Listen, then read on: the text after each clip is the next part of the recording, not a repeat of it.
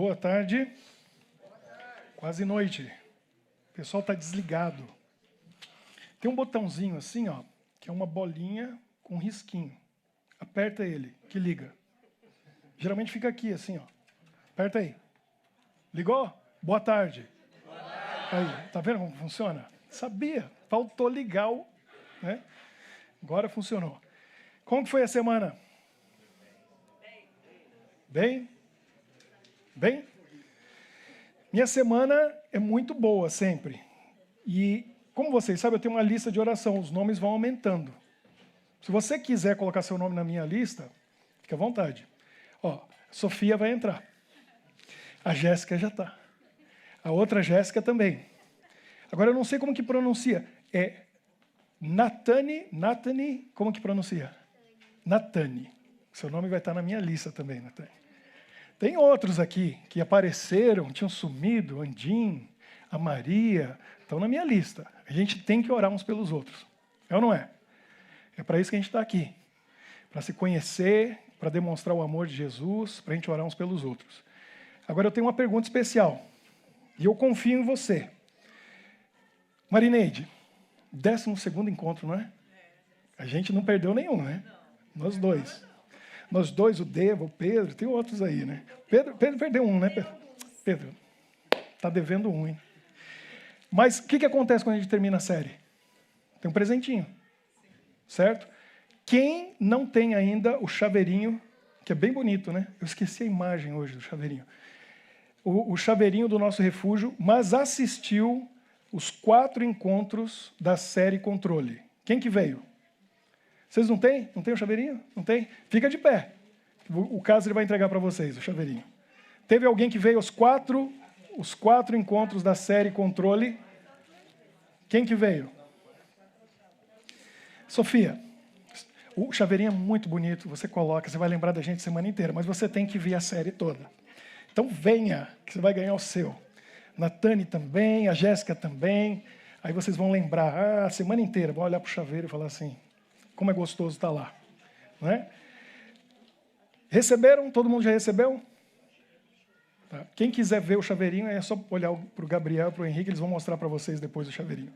Vamos fazer uma oração? Vamos falar com Deus, antes da gente ir propriamente para a palavra dele, assim como nós estamos. Senhor Deus, obrigado pela semana que passou, chegamos ao fim dela com vida, alguns com a saúde um pouco debilitada, mas nós estamos orando e pedindo a tua bênção. Alguns tiveram problemas, dificuldades, mas estão aqui. E nós oramos também por aqueles que não estão aqui agora, porque não podem, mas estão acompanhando online, ou vão assistir depois no YouTube. Abençoe a eles, que eles sintam a tua presença também onde quer que estejam, e que o tema e o assunto de hoje possa ser relevante para o nosso crescimento em comunhão contigo e uns com os outros. Em nome de Jesus. Amém. Hoje nós tivemos o nosso primeiro encontro em algo que nós chamamos princípios. Né, Marineide? Sim, foi muito bom. Aprendeu alguma coisa hoje, né? O que você aprendeu hoje que você disse que não sabia? Que foi Moisés que escreveu Jó. Que o livro de Jó foi escrito por Moisés. Você já tem muito conhecimento da Bíblia, mas esse conhecimento você não tinha. Se alguém quiser participar, a Gabi está por aqui? Ou o Rodrigo? Não estão, eles estão ocupados agora. Mas vocês vão... pode falar com o Gabriel. O Gabriel é um dos líderes desse encontro chamado Princípios. Você se inscreve, aí você pode participar, e lá é o momento para fazer perguntas, para obter respostas, para a gente conhecer mais sobre a Bíblia e o autor da Bíblia, né, que é o mais importante. Hoje nós estamos encerrando a série Controle. Se você perdeu algum desses encontros, não tem problema, está tudo lá no YouTube. Aí você vai lá e assiste.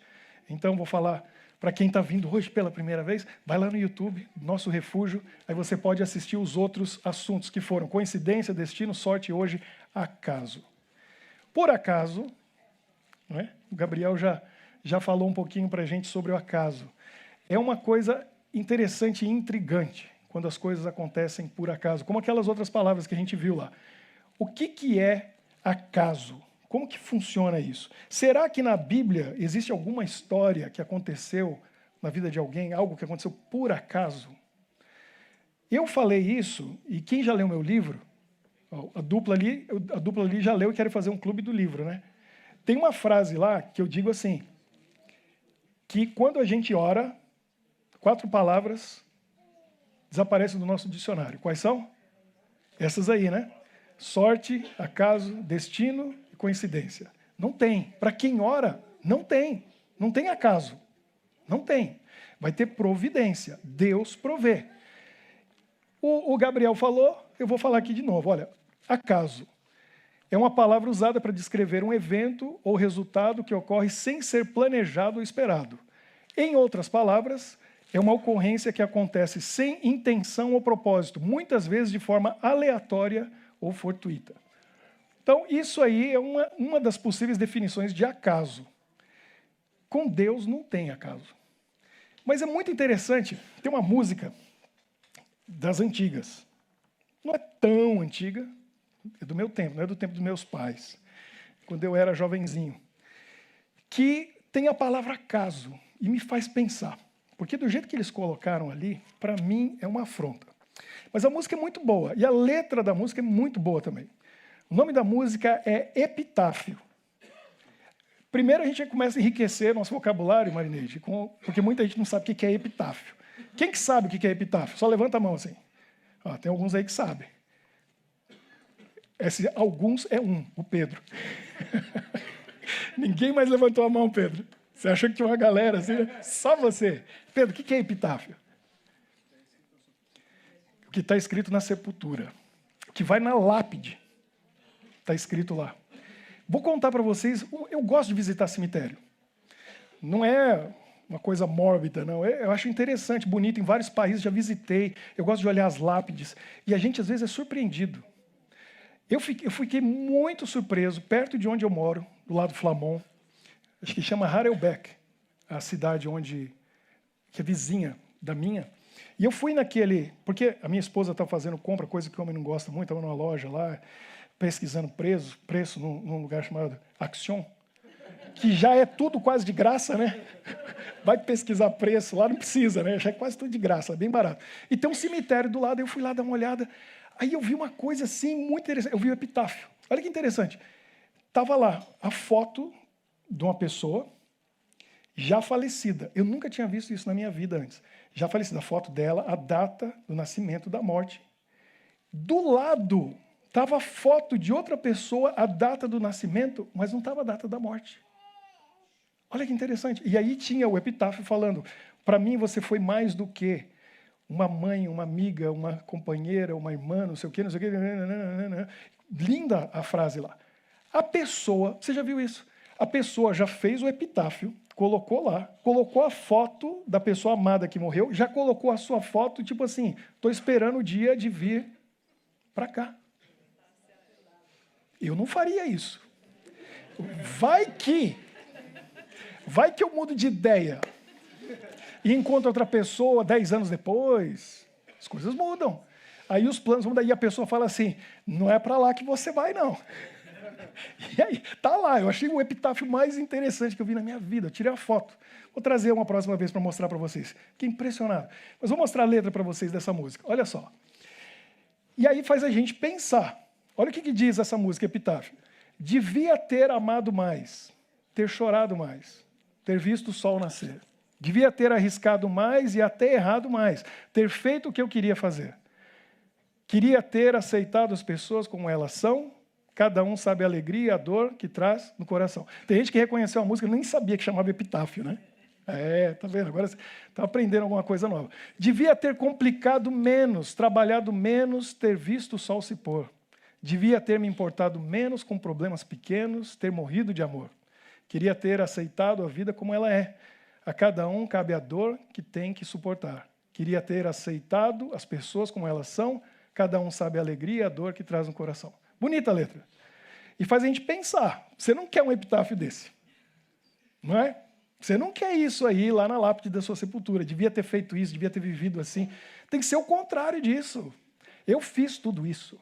Cheguei ao fim da vida, estou feliz. Eu fiz. Eu não quero me arrepender de não ter feito, não ter vivido, não ter... Mas aí o que me incomoda é o que vem depois. Porque o pessoal que fez essa música, eles não creem em Deus. E aí eles estão com uma visão humanista, estão analisando a vida, está tudo certo aí, eu concordo com tudo isso aí, eu não quero nada disso para mim. Mas aí eles dizem assim, na parte mais bonita da música: o acaso vai me proteger enquanto eu andar distraído. O acaso vai me proteger enquanto eu andar distraído. O acaso vai te proteger? Essa música não é para mim. Eu não canto essa música. Até aí tá legal. A hora que chega nessa parte, eu não confio no acaso. Eu não deixo a minha vida por conta do acaso. Não é o acaso que vai me guiar. Não, eu tenho alguém que realmente me protege. Eu tenho alguém que cuida de mim. Eu tenho alguém que me conhece e que eu conheço. E a gente tem uma relação sólida. Não, na minha vida não tem espaço para o acaso. Não dou chance para o acaso. Não tem acaso na minha vida. Deixa eu contar uma história para vocês. Uma coisa que eu nunca fiz. Deixa eu olhar o nome do indivíduo aqui, que é um nome complicado. Dr. Ahmed. Ó, minha pronúncia está boa. Quem que fala árabe? Ahmed. Tem que ter catarro. Ahmed. Aí melhorou? Mais catarro. Ahmed. Isso. Esqueci o lencinho. Ahmed Kalam. O Dr. Ahmed Kalam. Na Índia. Isso aconteceu. É real. Ele estava indo receber um prêmio, porque ele é um pesquisador, um cientista, e ele fez algumas descobertas para o tratamento de um certo tipo específico de câncer, muito raro, e estava funcionando, e ele ia receber um prêmio. E estava muito feliz, porque ele gastou muitos anos da vida dele pesquisando, buscando as soluções para aquilo. Um homem rico, um homem de posses, e ele pegou um voo, estava no meio da viagem, depois de 2 horas de voo, teve um problema técnico, o avião teve que pousar.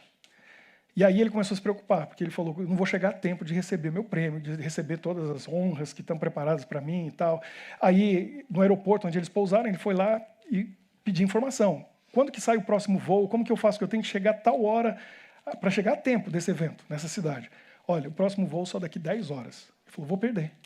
Não vai dar. Não posso ficar 10 horas aqui esperando. Então, falaram para ele: a única opção é o senhor alugar um carro e vai dirigindo. É 4 horas daqui de carro.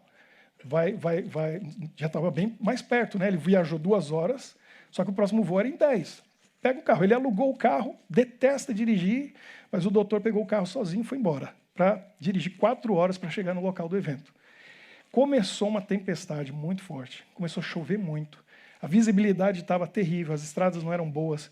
E depois de 2 horas viajando, ele viu uma encruzilhada, errou o caminho.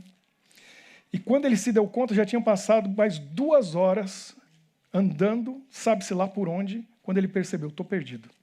Já não tinha nem mais como voltar, já não tinha mais...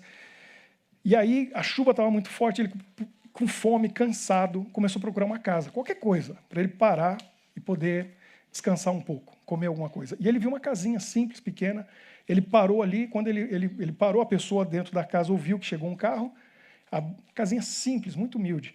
Uma mulher viu, fez sinal para ele, ele veio no meio da chuva e eles conversaram um pouquinho. Ela falou: não, pode entrar, vem aqui, eu vou te dar alguma coisa para você comer. Fez um chazinho quente para ele, deu um pedaço de pão para ele. Não tinha luz na casa, só tinha uma vela, estava bem escuro. E quando ele estava comendo pão, tomando chazinho assim, ele viu que a mulher estava orando. E ela orava. Terminava a oração em voz alta ali, falando, recitando alguma coisa. Aí ela começava outra oração, emendava outra. E ele queria falar com ela, mas não conseguia. Aí que ele percebeu que do lado dela, no escuro, assim, na penumbra, ele viu que tinha um berço e tinha uma criança. E aí, quando ela terminou a oração, antes dela começar a próxima, ele interrompeu e falou assim: o que a senhora está orando tanto, insistindo aí com Deus, pedindo o quê? Né? E ela falou: você quer orar comigo? Ele falou: não, eu creio só em trabalho duro. É isso que eu creio. Ele deu risada assim e falou: pode continuar a sua oração, porque eu só acredito em trabalho. Aí ela falou: não, acontece o seguinte, o meu filho, ele tem uma doença rara e é um problema muito sério. Eu não tenho como pagar os custos do tratamento, mas tem alguém que tem a solução e eu estou pedindo para Deus criar uma maneira de eu encontrar essa pessoa. E acontece o seguinte, eu estou orando também para Deus não deixar o problema se tornar maior do que a minha fé. Mas eu vou continuar orando, porque eu sei que Deus vai ter uma solução. Porque tem um Dr. Ahmed, ele tem a solução e é ele que tem a cura e tratamento para o meu filho. O Dr. Ahmed, nessa hora, repensou a sua fé.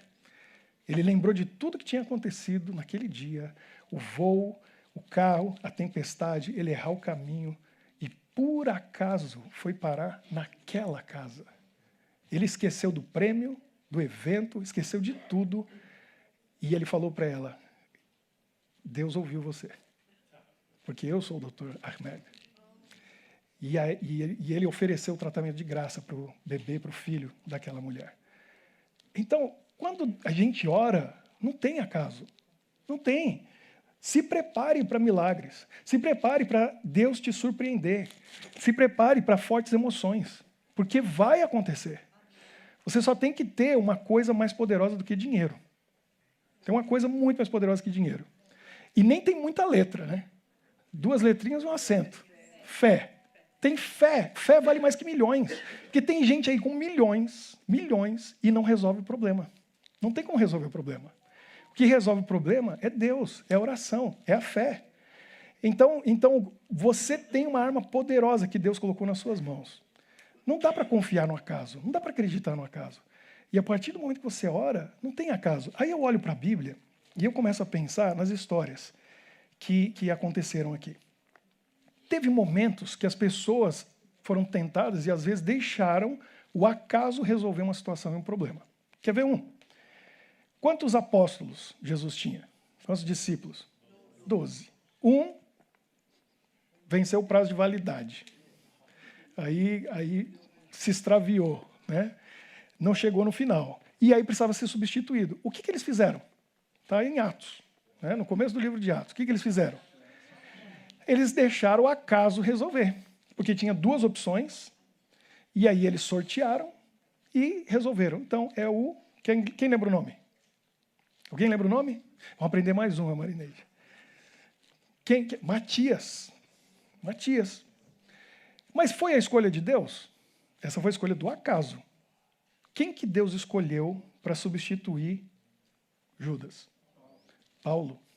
Que não seria opção de nenhum deles.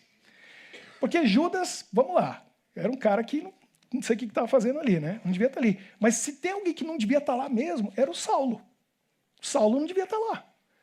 Saulo, o fariseu, perseguidor de cristãos, estava matando o cristão. Quem que ele matou? Ele estava junto com quem ficou segurando a roupa do pessoal quando apedrejaram? Estevão. Você acha que alguns dos apóstolos iam dizer, eu acho que Paulo é uma boa opção? Não, mas não ia passar na cabeça deles. A opção de Deus era Saulo. Mudou o nome para Paulo, teve que cair do cavalo, ficou cego 3 dias, e Deus falou, agora é você é a minha escolha. Às vezes as escolhas de Deus são complicadas para a gente entender. Deus estava certo ou não estava? Olha quantos livros a gente tem na Bíblia. O que Paulo fez, as cartas, né, que ele escreveu, as viagens que ele fez, tudo que ele passou. E uma vez eu mostrei um texto aqui, vocês se lembram? Quantas vezes ele foi apedrejado, naufrágio, chicoteado, espancado. Quanta coisa ele passou por amor a esse Jesus que ele perseguia. Que mudança de vida. Incrível. Passou Saulo, que virou Paulo. Mas eles tentaram resolver a situação com acaso. Vamos tentar na sorte. Joga aí, vamos ver o que vai dar. Agora, tem uma história no Velho Testamento que me faz pensar muito sobre o acaso. Porque parece que foi por acaso, mas depois que a gente vê o fim da história, não foi. Não podia ser acaso. Josué estava lá um pouco com medo, porque uma coisa é o seguinte, ele era um grande líder, Josué. Ele era forte. Deus sabia disso, por isso que escolheu ele. Mas ele estava substituindo quem? Brincadeira, né? Qualquer um ia parar e pensar, eu? Como que eu vou dar continuidade nesse trabalho aí do Moisés? O que Moisés fez? A gente estava estudando, né, Marineide? Escreveu 6 livros da Bíblia, os 5 primeiros. O homem que falava com Deus face a face. Chegou, desceu da montanha do Sinai, o rosto brilhando, que ninguém conseguiu olhar para ele, teve que colocar um véu para poder conversar com o homem. Que intimidade que ele tinha com Deus. Tanto é que Deus fez o quê? Levou o homem embora. Está lá até hoje, olhando para baixo, pensando assim, esse pessoal lá do nosso refúgio falando de mim, de novo. Vira o disco aí. Moisés está lá. Né? E Josué, eu vou substituir ele. Ele estava com medo. Aí eles estavam do lado de cá do Jordão e Deus já tinha feito provas e provas mostrando para eles. Aí Josué fala o seguinte: o plano de Deus é a gente atravessar esse rio, ir lá para o outro lado e começar a tomar essa terra, porque é nossa. Mas tem uma cidade no caminho. Que cidade que era? Jericó. E não era pequena, era forte. Tinha a muralha. E agora ele manda 2 espias. Os 2 espias vão. Se infiltram na cidade. E aí a coisa fica preta. Eles olham, veem tudo que está acontecendo lá. E eles veem uma casa e eles entram na casa. Por acaso, eles entram naquela casa. Eu não sei, naquela época não tinha como saber, mas devia ter algum código, porque eles viram que tinha acesso fácil naquela casa. Lá no Brasil, no interior, o pessoal chama de Red District, né? Bairro da Luz Vermelha, o bairro vermelho. No Brasil tinha no interior as casas da Luz Vermelha, que era uma lâmpadazinha assim, ó, vermelha. Aí o pessoal passava na rua à noite e já sabia, ó, acesso fácil nessa casa aí, não é? Era a casa da Raabe. Quando eles chegaram lá e falaram, vamos entrar aqui, ela abriu a porta, 2 homens, falou, beleza, 2 clientes, tá aí. Né, eu vou ganhar aí alguma coisa hoje. Só que não era isso. Eles estavam querendo se esconder.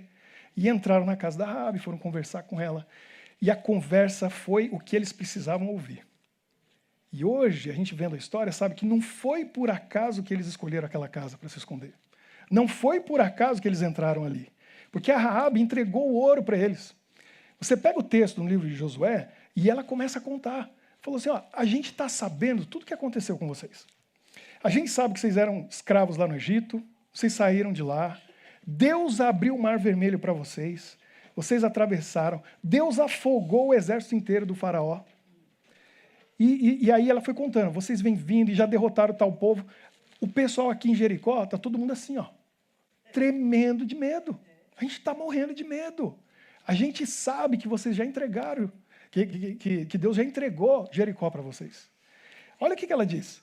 Bem sei que o Senhor vos deu esta terra, e que o pavor que infundis caiu sobre nós, e que todos os moradores da terra estão o quê? Desmaiados. Essa é Raabe falando para eles.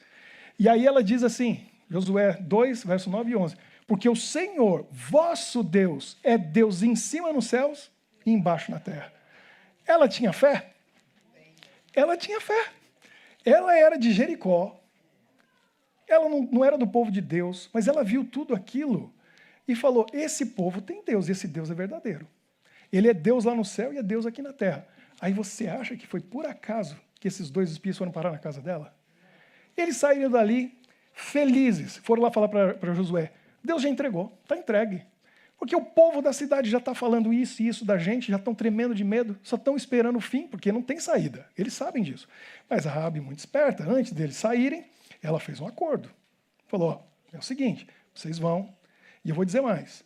Ela despistou o pessoal, porque eles foram procurar para eles, estavam escondidos lá num quarto, e aí ela falou, já foram. E eles foram embora atrás deles, e ela falou, vocês vão alcançar ele pela estrada. Eles foram atrás, ela falou, vai demorar 3 dias, eles vão parar de procurar vocês. Então vocês vão para as montanhas, fiquem lá 3 dias, aí depois vocês atravessam o Jordão e vão embora. Mas porque eu ajudei vocês, né, vocês têm que olhar para mim com favor. Então, a minha família. E aí eles fizeram um acordo, e tinha várias coisas. Se você não contar para ninguém que a gente passou por aqui, a gente vai poupar você, sua casa e sua família. E aí fizeram um acordo. E aí eu fico imaginando, né? Como que Josué atravessou o Jordão? Caiu, mas estamos em pé. Como que Josué atravessou o Jordão? Do mesmo jeito que eles atravessaram o Mar Vermelho, no seco.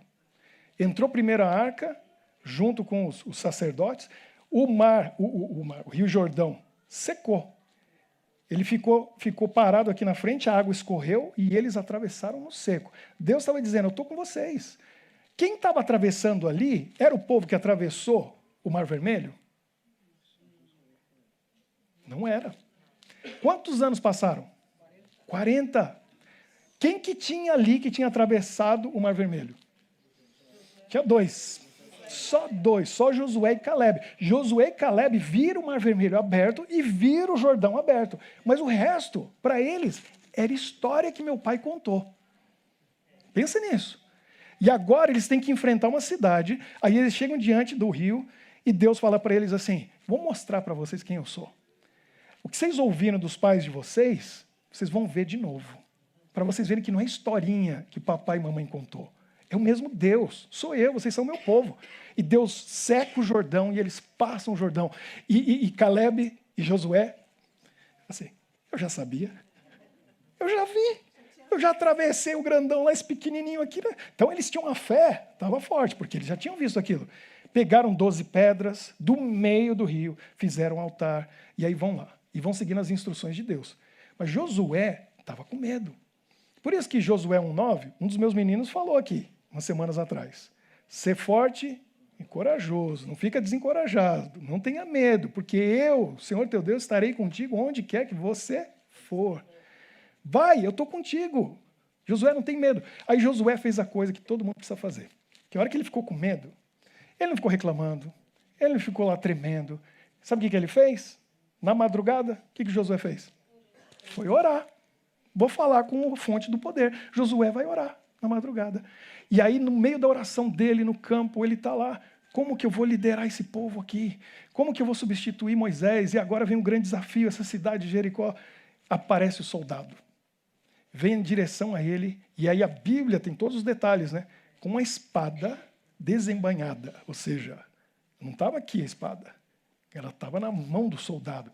Está vindo para lutar. Forte, grande, poderoso. Ele olhou, ele só fez uma pergunta. Amigo ou inimigo? Eu puxo a minha espada ou você está do nosso lado? E aí, quando ele viu quem era, aí a Bíblia dá o detalhe que Josué fez o quê? Se ajoelhou e adorou. Quem que estava ali? Se fosse um anjo, o anjo ia deixar Josué ficar de joelhos adorando ele? Não, tem muitas referências na Bíblia que a gente sabe. O anjo, na hora, ele faz o quê? Levanta aí, meu, não faz isso não. Eu sou igual a você. Você pode achar que não, mas a gente é igual. Isso está lá em Apocalipse 19:10. João viu o anjo e ficou todo encantado, ajoelhou para adorar o anjo falou, não, levanta aí, cara, levanta aí. Ó, nós dois adoramos lá, ó, lá em cima. E eu junto com você aqui. Mas aquele soldado fez o quê com Josué? Só pôs a mão na cabeça dele e falou, isso aí, meu filho, pode adorar. Porque você está na presença do Criador do universo. Jesus, antes de ser Jesus, estava ali. Antes dele ser Jesus, ele não era Deus? Ele não é Deus? Quem que você acha que conversou com Moisés na montanha 40 dias? Quem que foi? Era ele. O que Jesus, né, que não chamava Jesus, mas o que ele estava fazendo ali? Ele estava dizendo, Josué, a mesma intimidade que eu tinha com Moisés, eu tenho com você. Pode contar comigo. E aí instruiu ele o que fazer e lá vão eles. Vamos derrubar essa cidade, vamos acabar com ela? Você só vai fazer o seguinte, o trabalho difícil, deixa que eu faço. Vocês vão caminhar, vão marchar, vão tocar trombeta, que vocês fazem bem, e grita. O resto deixa comigo. Aí um dia, e eles lá dão uma volta. Outro dia, dão outra volta. 3 dias, 4 dias, 5 dias. Aí no 7º dia, quantas voltas? 7 voltas. 7 voltas. Eu me lembro, primeira vez que eu fiz uma viagem internacional, eu saí, por acaso, de São Paulo para Bruxelas. Olha só, eu tinha 21 anos de idade. Já está fazendo 28 anos. Estou velho. Estou sabendo. Vim para Bruxelas. E no voo, eu vi um alemão sentado do meu lado. O cara ficou assim, olhando para o banco da frente. Às 10 horas do voo. Que não tinha, naquela época, não tinha que fazer conexão para chegar em Bruxelas. Era voo direto. Tinha voo São Paulo, Bruxelas. O alemão ficou assim, ó. Não dormiu, não ouviu música, não fez nada. Naquela época não tinha telinha na frente para a gente ver alguma coisa. Ele ficou lá pensando, não sei no quê. E eu falei, eu não consigo ficar aqui sentado esse tempo todo. Eu comecei a andar no avião conhecendo as pessoas. Fui conhecendo. Chegou uma hora que eu parei e falei para os meus amigos assim, galera, é melhor a gente parar. Porque eu acho que eu já dei umas 6 voltas. Se eu der 7, o que pode acontecer? O avião cai, né? Jericó caiu, depois de 7 voltas que o povo deu lá, eu falei, vamos ficar... Antes de dar a 7ª volta, eu vi uma moça. Eu não tinha namorada na época. Michele, ela vai entender. Então, e eu vi essa morena, a coisa mais linda. Aí fui conversar com ela. Uma brasileira do Mato Grosso que estava indo para Milão encontrar com um namorado italiano dela. Por acaso, a gente começou a conversar. Estamos conversando, e aí ela olha para mim e fala assim, você está estudando teologia para ser pastor? Eu falei, estamos indo para um encontro que vai ter na Holanda e tal. E expliquei para ela as coisas. Aí ela falou assim, então eu vou te confessar uma coisa. Eu sou ex-membro da sua igreja. E eu não estou indo mais. Mas depois de tudo isso que você me falou, a primeira coisa que eu vou fazer quando eu voltar de Milão para o Brasil é voltar para a igreja. E eu falei, que acaso. Não consegui conquistar a moça para o meu coração, mas conquistei para o coração de Jesus. Já valeu, né? Já valeu o chaveco ali que eu tentei que não rolou. Mas esse que é o mais importante. Mas aí Josué está lá e dando as 7 voltas. E eu fiquei imaginando, Raabe dentro da casa. Raabe dentro da casa, olhando pela janelinha. Porque diz a Bíblia que ela morava onde? A casa dela era onde? No muro. Então ela ficava ali na janela da casa, olhando para fora e vendo tudo que estava acontecendo lá fora. Só que a Bíblia diz que com ela estava o pai, a mãe, os irmãos, os primos, os tios, estava todo mundo. Eu não sei que tamanho tinha a casa dela, mas o pessoal já sabia o que ia acontecer. Eles estavam, como diz o texto, estavam desmaiados de terror, estavam morrendo de medo. Foi todo mundo para lá e ficaram a semana inteira na casa da Raabe e falando assim, minha filha, você tem certeza? O que foi que o rapaz prometeu para você? E ela contando a história. E passa um dia, 2, 3, 5, 6. E eles lá com medo. Mas será mesmo? Será que vai acontecer alguma coisa? Né? Uns duvidando e outros morrendo de medo. E ela, confia. Porque o que ela falou? Como que era a fé dela? O Deus deles é o Deus no céu e na terra. E se eles me prometeram, aí ela mostrou para eles o quê? O que tinha na janela? Tinha um cordão. Que cor? Vermelho. Por que será? O que simbolizava aquele cordão vermelho? Era fé no sangue de Jesus. Eles sacrificavam os cordeiros, eles sabiam o que significava. E falaram para ela, coloca o cordão vermelho na janela. E na hora que eles gritaram, tocou trombeta, caiu as muralhas, eles acabaram com tudo e todo mundo. Raabe e a família permaneceu. Imagina eles saindo dali e vendo todo mundo que eles conheciam naquela cidade. Morreu todo mundo. O padeiro não tem mais pão. Né? Aquele outro vizinho já era. Eles ficaram. Imagina a comemoração. Eles se abraçando e dizendo, Raabe, você estava certa. Para onde que eles foram? Só tinha um lugar para ir. Junte-se a eles. Eles juntaram com o povo de Israel e fizeram parte do povo de Israel. E o que a Bíblia diz? Quando conta a genealogia de Jesus, e aí começa a falar, e tem Davi na genealogia, e passa por Noé, e passa por gente importante, famosa, interessante e tal, mas quem que está no meio do caminho ali? Raabe. Raabe está lá. Não foi por acaso. Deus olha e ele vê tudo, e ele vê todos. E ele sabe quem é quem dentro do povo dele e quem é quem fora do povo dele. No lugar mais inesperado, Jericó, povo pagão, lá tinha uma filha de Deus. E Deus falou, você crê em mim? Você confia em mim? Você e sua família inteira não vai perecer. Você pensa isso de mim? Eu vou mostrar para você que o meu amor não tem limite. E eu vou acabar com essa terra toda, esse povo todo aí. Mas você e sua família vai permanecer. Porque você crê e confia em mim.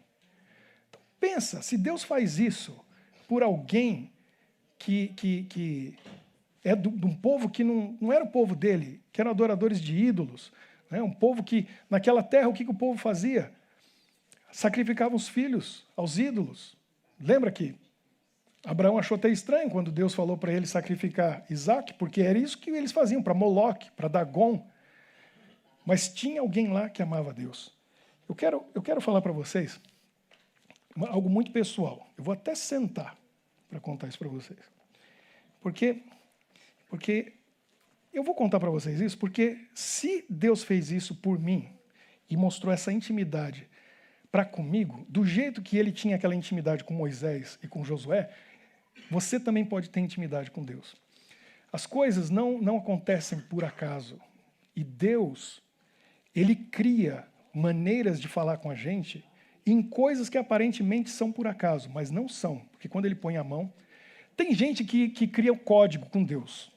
Eu vou dizer para vocês, Deus gosta de ter um código com a gente, para se comunicar com a gente, mas deixa ele criar, porque se você criar, depois você vai ficar na dúvida.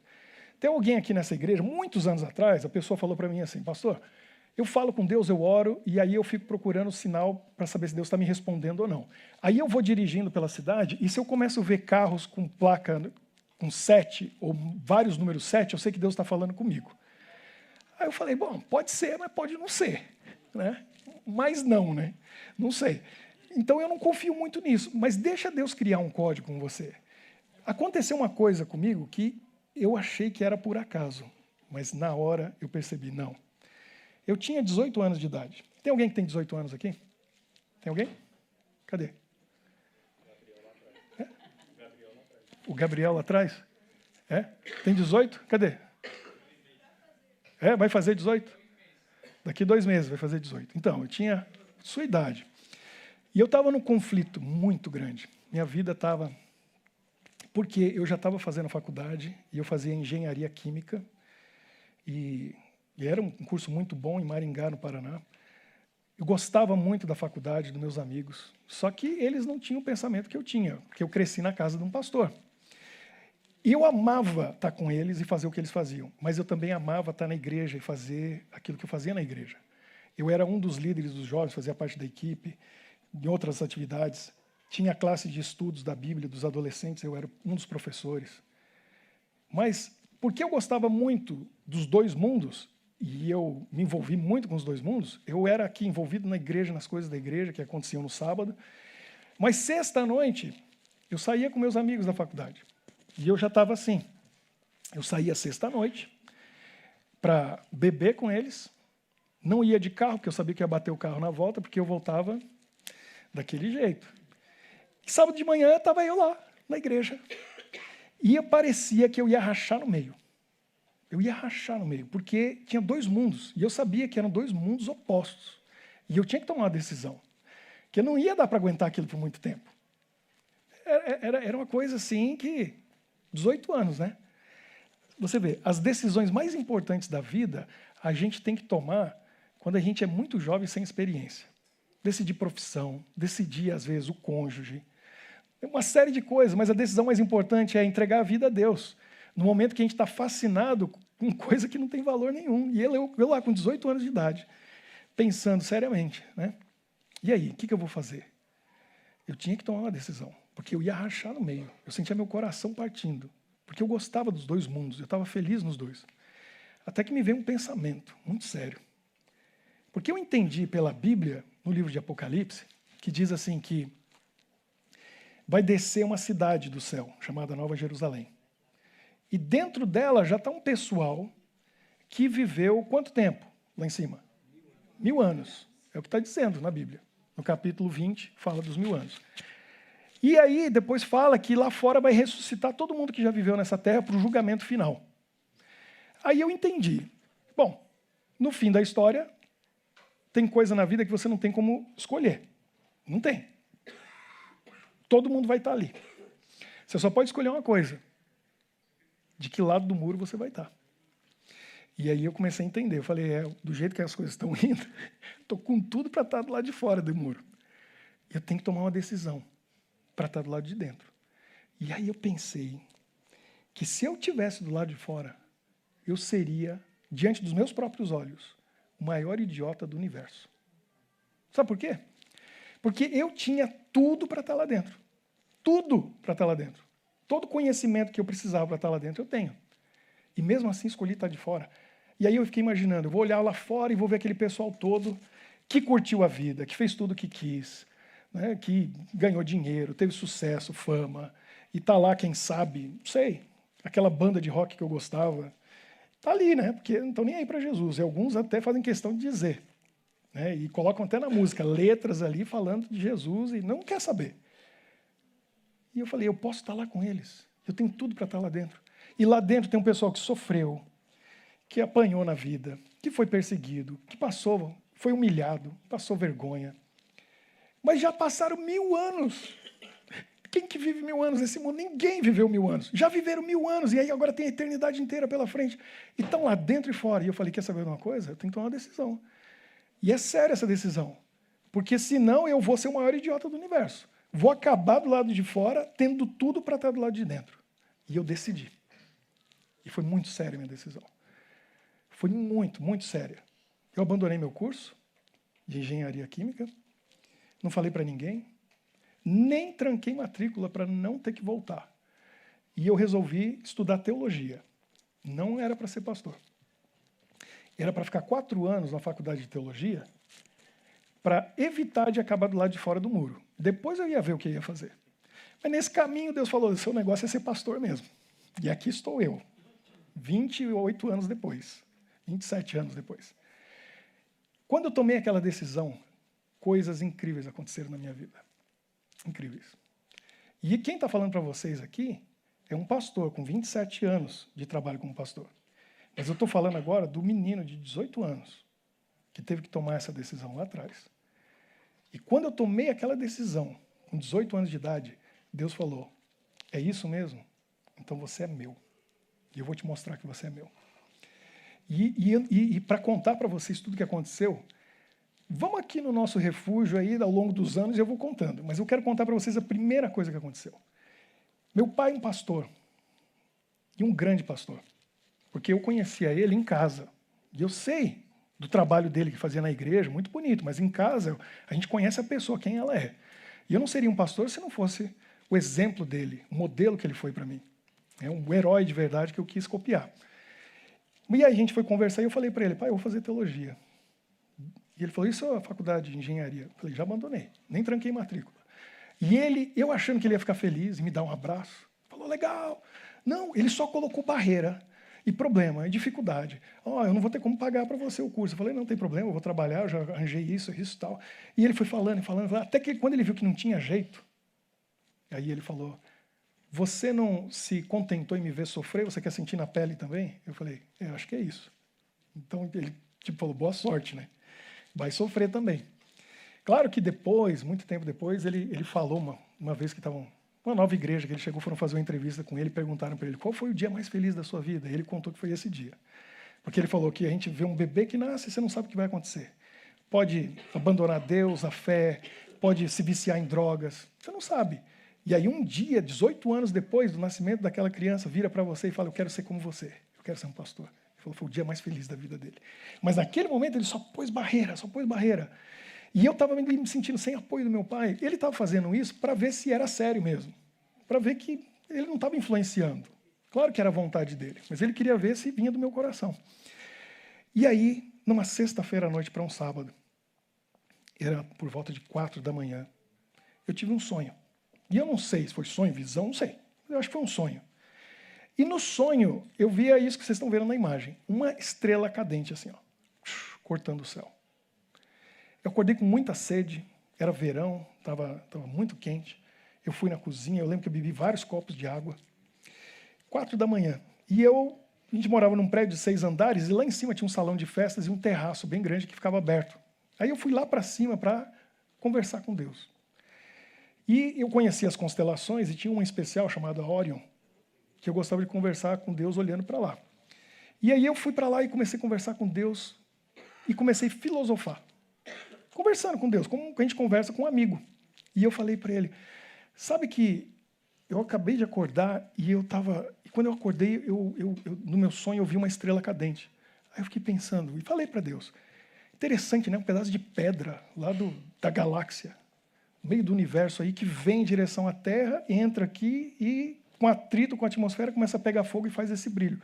Enquanto eu estou falando com Deus sobre isso, por acaso, o que acontece? Passa uma estrela. Assim. E aquele momento marcou o começo da mudança da minha vida. Porque naquele momento, Deus estava dizendo para mim assim, Ricardo, tudo que você está falando aí, você não está falando sozinho. Você não me vê, você não sente a minha presença, mas eu estou aqui ouvindo. E para provar para você, ele pegou uma pedrinha e fez assim, ó, e jogou. Ele que me deu aquele sonho. E Ele que criou esse código comigo. Sabe, daquele dia que foi setembro de 1992, olha quanto tempo já faz. Sabe quantas vezes isso aconteceu? Perdi a conta. Eu me lembro que eu contava quantas estrelas cadentes eu vi quando eu orava conversando com Deus. E chegou a 100, 150, depois eu perdi a conta. Quantas pessoas, amigos meus, gente da minha família, que eu contei isso, que viram a mesma coisa. Uma vez eu contei numa igreja, numa semana de oração no Brasil, 2 rapazes fizeram o desafio com Deus, foram orar à noite e, quando estavam falando com Deus, viram a estrela passando. Deus vai fazer o possível e o impossível para mostrar para você, eu estou aqui, eu amo você. Se for preciso, Ele pega uma estrelinha lá no céu e joga assim, ó, só para dizer para você, eu estou aqui te ouvindo. Quantas vezes isso aconteceu? Muitas vezes. Muitas vezes. Eu lembro quando o meu melhor amigo, eu contei para ele, no ano seguinte, e eu falei para ele, vamos orar lá fora. A gente estava numa fazenda, a faculdade ficava num lugar bem afastado, e aí a gente orou e ele viu a estrela. E ele pensou, sabe o quê? Foi acaso. Quando chegou no outro dia, ele chegou para mim e falou, Ricardo, vamos lá orar de novo? Ele não queria orar, ele queria tirar a dúvida se era acaso mesmo ou não. E aí o que Deus fez? No dia seguinte mandou de novo. E aí ele falou, não é acaso. Então eu digo para você, Deus ama você. Ele ouve você, a sua oração. O que aconteceu com Moisés, com Josué, acontece com a gente. A intimidade que Deus tinha com eles, Ele tem com a gente. Só que depende de nós. Depende de você gastar tempo, ir lá orar. Você pegar a sua Bíblia, ler, estudar. De você dizer assim, o Senhor está aí? Eu estou aqui. Eu estou aqui. E eu quero ouvir a sua voz. E Deus vai falar com você. Então a gente tem muito que agradecer a esse Deus. E a gente vai ouvir uma música agora para a gente refletir, pensar como esse Deus é maravilhoso. E Ele quer ser nosso amigo. Ele quer ter intimidade com a gente. Que Deus abençoe você, que você busque essa comunhão com Ele. Eu não sei se você vai ver uma estrela. Quem sabe? Faz o teste. Mas se não for isso, Deus vai ter algo especial só para você. E me conta. Depois vem para mim e diz assim, pastor, eu estava conversando com Deus e Deus criou um código comigo. Ele se comunica comigo dessa maneira. Ele tem intimidade comigo também. Ele é meu amigo. Ele ouve quando eu oro. Que Deus abençoe você. Antes da gente fazer uma oração, eu mostrei a letra de uma música e eu quero terminar só lendo a letra dessa música para você, que se chama Estrela. Talvez você conheça.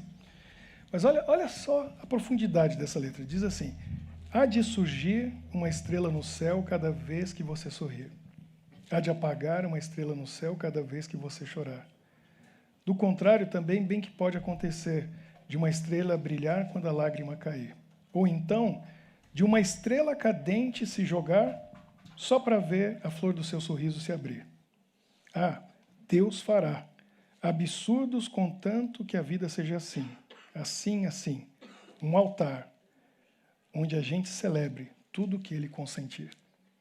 Bonito, não é? Eu ouvi essa letra dessa música e eu pensei, é para mim. Deus vai fazer o absurdo, se preciso até joga uma estrela, contando que a sua vida seja assim, um altar que celebre tudo que Ele consentir. Vamos fazer da nossa vida isso, o altar, com as 12 pedras do Rio Jordão, igual Josué fez, para celebrar tudo que Deus fez, faz e ainda vai fazer na nossa vida. Você quer celebrar isso? Vem aqui então. Vem aqui para a gente orar. Todo mundo está convidado.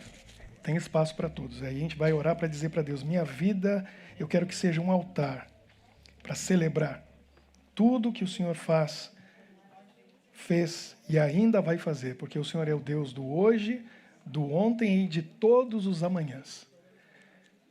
Vem aqui, tem espaço aqui, ó. Quem quiser pode vir aqui na frente, não tem problema. Fica aqui, bem pertinho. Pode vir.